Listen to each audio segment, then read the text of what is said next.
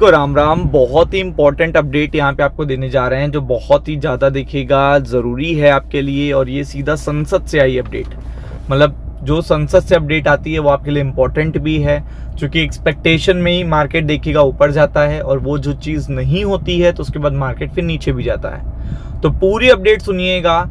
और ये पर्टिकुलर एक ऐसी चीज़ थी जिससे ट्रम्प को रोका जा सकता था, मतलब बहुत करीब पहुंचकर यहाँ पे जो एक सेटबैक मिला है मार्केट को वो आप सोच नहीं सकते हो। वो भी यूएस की संसद से ये चीज़ आई है। आपको भी पता है कि कोई बिल अगर पास हो जाता है, कोई चीज़ हो जाती है ऐसी, तो ये चीज़ें देखिएगा क्या होती हैं, सीधा प्रेसिडेंट पे या प्राइम मिनिस्टर पे क्या बनाती हैं, रोक बनाती हैं, एक रिस्ट्रिक्शन लगाती हैं। बट अगर वो बिल पास नहीं हो पा रहा है या रोक नहीं लग पा रही है, तो इसका मतलब होता है कि आपको अभी भी पूरी खुली छूट है। तो यही चीज़ हुई है। ईरान पर देखिएगा हमले को रोकने वाला जो प्रस्ताव था सेनेट यानी यूएस की संसद में देखिएगा एक वोट से गिर गया, जस्ट 1 वोट से, और ट्रम्प को मिली खुली छूट। अब आप समझ सकते हो कि ट्रम्प के पास खुली छूट है तो ये कितना बड़ा अपडेट है। आप ये समझ सकते हो कि ट्रम्प कंटिन्यू बड़ा हमला करने के लिए कह रहे हैं कि वो बड़ा हमला करने वाले हैं। अमेरिकी सेनेट में ईरान के खिलाफ सैन्य कार्रवाई पर राष्ट्रपति की शक्ति सीमित करने वाला प्रस्ताव 1 वोट से गिर गया।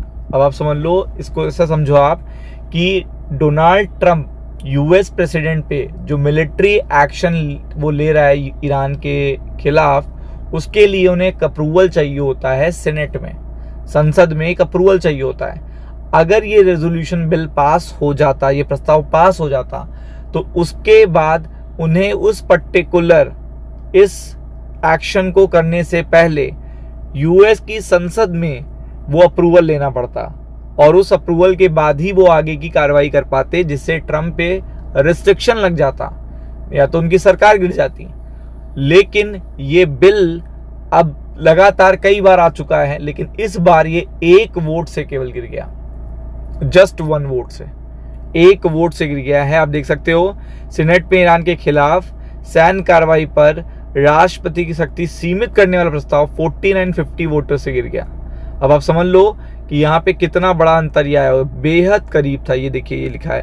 अब आप समझ लो 49 देखिएगा इसके फेवर में वोट पड़े और 50 अगेंस्ट में पड़े, मतलब रोकने के लिए पड़े देखिएगा 49 और ना रोकने के लिए पड़े 50। तो 1 वोट के अंदर से देखिएगा इसको खारिज कर दिया गया है। ये बहुत बड़ा सेटबैक है, क्योंकि फ्राइडे नाइट को ही सोचा जा रहा था कि ये बिल पास हो जाएगा और ट्रम्प को बैकफुट पे ले आएगा, बट ऐसा नहीं हो रहा है।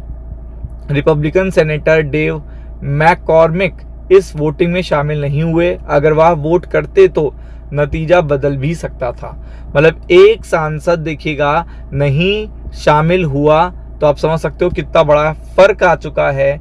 और ये बिल फिर से देखिएगा एक प्रक्रिया के थ्रू फिर से लाया जाएगा, जब भी लाएगा, लेकिन 1-2 महीना उसमें लग जाता है, क्योंकि एक महीने के बाद आपको देखने को मिलता है बार बार ये प्रस्ताव लाया जा रहा है। तो ये प्रस्ताव में था क्या, राष्ट्रपति डोनाल्ड ट्रम्प के लिए कोई भी नया हमला शुरू करने से पहले संसद का यानी कि उनके पर्टिकुलर सेनेट की मंजूरी लेनी पड़ती, यूएस संसद की। और ये प्रस्ताव देखिएगा उनको अकेले युद्ध का फैसला नहीं करने देता। तो ये चीज़ क्या होती कि उन पे रोक लगाती, और रोक लगाती तो आपको पता है कि अपने आप ही चीज़ें बदल जाती। बट आप देख सकते हैं ट्रम्प के हमलों के बाद बढ़ी थी मांग। तो आपके देख सकते हैं जो हमले हुए, स्ट्राइक्स हुई, एमओयू टूटा, सीजफायर टूटा, उसके बाद ये रेजोल्यूशन बिल लाया गया। इसमें मल्टीपल देखिएगा उनके सांसदों ने भी उनके खिलाफ वोटिंग करी है। वो नहीं चाहते कि वॉर हो या कंटिन्यू हो या बढ़ता जाए, लेकिन सब कुछ करने के बाद भी अगर आप देखेंगे यहाँ पे आप देख सकते हो पूरी तरीके से यहाँ पे ये बिल जो है वो टोटली फेल्ड हो चुका है।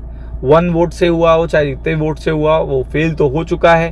मंडे को इसका बहुत बड़ा सेटबैक पड़ेगा, क्योंकि ईरान ने भी चेतावनी दे दी है और यहाँ पे बड़ी प्रतिक्रिया आने वाली है। बड़ी प्रतिक्रिया जो आइलैंड पे हमला हो रहा है या हुतियों पे हो रहा है या इजराइल कर रहा है, इसका बड़ा देखिएगा। यूक्रेन ने भी हमला कर दिया है, आप समझ सकते हो।